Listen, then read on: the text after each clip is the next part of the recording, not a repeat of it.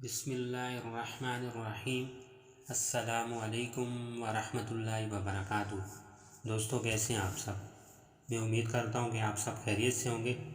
دوستو آج کا جو ہمارا ٹاپک ہے وہ اولاد کی تربیت کے اوپر ہے کہ اولاد کی تربیت کیسے کی جائے۔ اولاد ماں باپ کے پاس ایک ایسی امانت کی مانند ہے جس کا دل ایک نفیس موتی کی مانند ہے۔ وہ موم کی طرح نقش پذیر اور ہر قسم کے نقوش سے خالی ہے۔ اس کی مثال پاک زمین جیسی ہے کہ اس میں جو کچھ بوئے گا وہی اگے گا۔ اگر نیکی کا تخم بوئے گا تو لڑکا دارین کی سعادتوں کا عامل ہوگا اور والدین نیز اساتذہ اس کے ثواب میں شریک ہوں گے۔ اگر نیکی کا تخم نہ بویا تو لڑکا بدبخت ہوگا اور جو افعال اس سے سرزد ہوں گے ان میں بھی والدین اور اساتذہ شریک ہوں گے۔ اللہ تعالیٰ نے فرمایا اپنے آپ کو اور اپنے اہل و عیال کو جہنم کی آگ سے بچاؤ۔ دنیا کی آگ کے مقابلے میں آخرت کی آگ بہت سخت ہے۔ اس سے حفاظت بھی اسی نسبت سے زیادہ ہے اور ہونی چاہیے۔ اس آگ سے بچانا یوں ہوگا کہ اولاد کو مؤدب بنایا جائے، اسے نیک اخلاق کی تعلیم دی جائے اور بری صحبت سے بچایا جائے کہ یہ تمام برائیوں کی جڑ ہے، اور اسے پرتکلف کھانوں اور لباس فاخرہ کا عادی نہ بنایا جائے کہ اگر وہ عادی بن گیا تو اس کے بغیر صبر نہیں کر سکے گا اور انہی چیزوں کے اصول میں ساری عمر ضائع کر دے گا۔ ابتدا میں یہ کوشش ہونی چاہیے کہ جو عورت لڑکے کو دودھ پلائے وہ نیک ہو، صالح اور حلال کھانے والی ہو۔ اسی لیے اس کی انا کی عادات بچے میں سرایت کرتی ہیں، اور جو دودھ آرام سے حاصل ہوتا ہے وہ پلید و ناپاک ہے۔ جب لڑکے کا گوشت پوش اس سے پیدا ہوگا اس کی طبیعت میں اس سے مناسبت پیدا ہو جائے گی اور وہ مناسبت جوانی کے بعد ظاہر ہوگی۔ جب لڑکا بولنے کے قابل ہو تو چاہیے کہ وہ پہلے اللہ تعالیٰ کا نام لے، لیکن یہ بات سکھانے سے ہوگی۔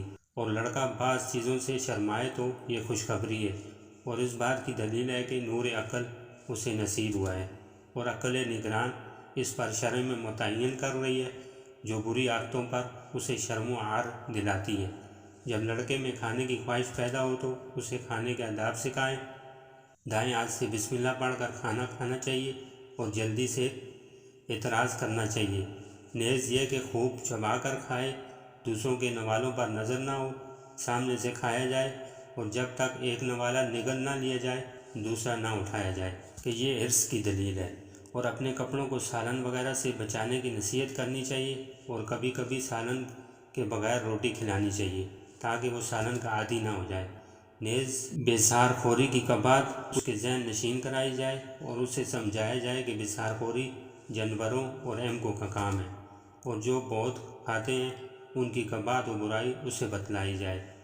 باادب لڑکوں کی تعریف اس کے سامنے ضروری ہے کہ اسے بھی شوق پیدا ہو اور وہ بھی اچھے اعمال کرے۔ سفید کپڑے کی محبت اس کے دل میں ڈالی جائے اور ریشمی نیز رنگین کپڑوں کی نفرت کا اسے خوگر بنایا جائے، اور اسے کہا جائے کہ میاں اس قسم کے کپڑوں کو پہننا برے لوگوں کا کام ہے اور اپنے آپ کو بنانا سنوارنا خشنوں کا کام ہے۔ جو لڑکے کے خوش غذا اور خوش لباس ہوں اس کی دوستی مضمر ہے، بلکہ وہ انہیں دیکھے بھی نہیں تو اچھا ہے، اسی لیے کہ اس سے خرابی پیدا ہوگی اور اس کے دل میں بھی ایسی چیزوں کی آرزو پیدا ہوگی۔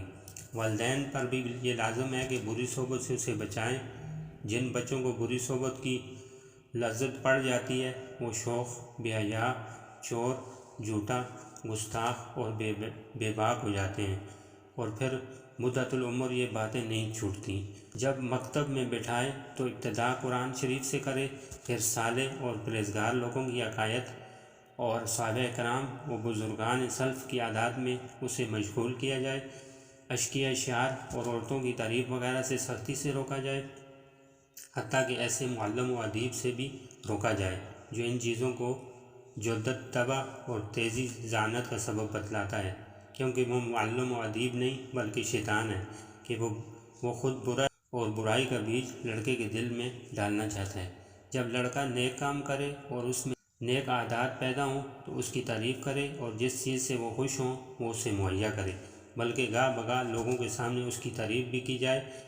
اگر کبھی کبھار کوئی خطا ہو جائے تو دو ایک بار تو انجان بن جائے تاکہ وہ گالیاں کھانے اور خفگی کی باتیں اٹھانے کا عادی نہ ہو جائے، بالخصوص جب وہ چھپ کر کوئی غلطی کرے، اس واسطے کہ مسلسل کہنے سے برائی پر دلیر ہونے کا خطرہ ہے، اور جب کھلم کھلا خطا کرنے لگے تو ایک بار علیحدگی میں سرزنش کرے اور کہے کہ خبردار، جو آئندہ کیا تمہاری یہ غلطی کسی پر ظاہر نہ ہونے پائے، ورنہ لوگوں کی نظر میں رسوا ہو جاؤ گے اور لوگ تجھے حقیر سمجھیں گے۔ باپ کا تو یہ فرض ہے کہ وہ اپنی عظمت کا لحاظ رکھے، اور ماں پر لازم ہے کہ اسے باپ سے ڈرائے۔ دن کو اسے سونے سے روکا جائے کہ اس سے سستی و کالی پیدا ہوتی ہے، اور رات کو زیادہ نرم بچھونوں پر نہ سلایا جائے تاکہ اس کا بدن مضبوط اور قوی ہو۔ دن میں گھر میں ہی اسے گھڑی بھر کھیلنے کی مہلت دی جائے تاکہ وہ چاقو چپند رہے اور اداس و تنگ دل نہ ہو جائے کہ اس سے بے دلی کا شکار ہو جائے اور دل مردہ ہو جائے گا۔ اسے نصیحت کی جائے کہ لڑکوں سے کوئی چیز مت لے کر بلکہ ان کی خدمت کرے۔ یہ بات اس کے ذہن نشین کرائی جائے کہ دوسروں سے کچھ لینا فقراء اور بے ہمت لوگوں کا کام ہے۔ کسی سے نگ یا جنس لینے کی خواہش سے سختی سے روکا جائے کہ اس سے خراب ہو کر برے کاموں میں پڑ جانے کا احتمال ہے۔ اس سے یہ بھی ہدایت کی جائے کہ دوسروں کے سامنے تھوکنا یا ناک صاف کرنا مناسب نہیں، اسی طرح دوسروں کی طرف پیٹھ کر کے بیٹھنا بھی مناسب نہیں۔ بیٹھنے میں ادب و احترام ہونا ضروری ہے۔ ٹھوڑی کے نیچے ہاتھ کا سہارا دے کر بیٹھنے سے روکے، یہ سستی کی علامت ہے۔ زیادہ گفتگو اور قسم کھانے سے اعتراض کرے، از خود بات کرنا مناسب نہیں۔ ہاں، جب کوئی کچھ پوچھے تو مناسب اور معقول جواب دے۔ بڑے کا احترام بجا لایا جائے، اس کے آگے نہ چلے۔ فحش گوئی اور لعنت و تبرات سے زبان کو بچائے۔ استاد کی مار پر شور نہ مچائے اور نہ ہی سفارش لے کر جائے۔ صبر و تحمل کی عادات ڈالی جائے، یہ مردوں کا کام ہے، جبکہ لونڈیوں اور عورتوں کا کام چلانا ہے۔ 7 برس کا ہو جائے تو نرمی اور محبت سے طہارت و نماز کی تلقین کی جائے، اور جب 10 برس کا ہو جائے اور قصور کرے تو گوش مالی اور ادب سکھانے کی خاطر مارنا بھی جائز ہے۔ چوری، حرام خوری اور دروغ گوئی کی قباحت اس پر واضح کی جائے اور ان چیزوں کی برائی اس کے ذہن نشین کر دی جائے۔ اس انداز سے تربیت ہو تو جوانی کی عمر میں اس انداز تربیت کے اسرار و بید اس پر واضح ہو جائیں گے تاکہ وہ اثر قبول کرے۔ پھر اسے بتلایا جائے کہ خورد و نوش سے مقصد یہ ہے کہ بندے کو اللہ تعالیٰ کی عبادت کرنے کی قوت حاصل ہو اور دنیا سے محض زاد و آخرت حاصل کرنا مقصود ہے، کیونکہ دنیا کسی کا ساتھ نہیں دیتی اور موت اچانک آ جاتی ہے۔ عقل مند وہی ہے جو دنیا سے زاد و آخرت حاصل کرنا مقصود ہے، کیونکہ دنیا کسی کا ساتھ نہیں دیتی اور موت اچانک آ جاتی ہے۔ عقل مند وہی ہے جو دنیا سے زاد و آخرت حاصل کر لے تاکہ جنت کا مستحق ہو جائے اور اللہ تعالیٰ اس سے خوش ہو جائے۔ اسی طرح دوزخ کی کیفیت اس کو بتلائی جائے اور اچھے کاموں کا ثواب اور برے کاموں کا عذاب اس پر واضح کیا جائے۔ جب ابتدا سے اس طرح تربیت کی جائے گی تو یہ باتیں پتھر کی لکیریں بن جائیں گی، اور اگر اسے اپنے حال پر چھوڑ دیا تو یہ باتیں ایسی ہوں گی جیسے دیوار سے خاک جھڑکتی ہے۔ اللہ تعالیٰ ہم سب کو ان سب باتوں پہ عمل کرنے کی توفیق عطا فرمائے۔ اللہ تعالیٰ ہم سب کو قرآن و سنت کے مطابق اپنی اولاد کی اور اپنے اہل و عیال کی تربیت کرنے کی توفیق عطا فرمائے۔ تو دوستوں، ملتے ہیں انشاءاللہ اگلے ایپیسوڈ میں۔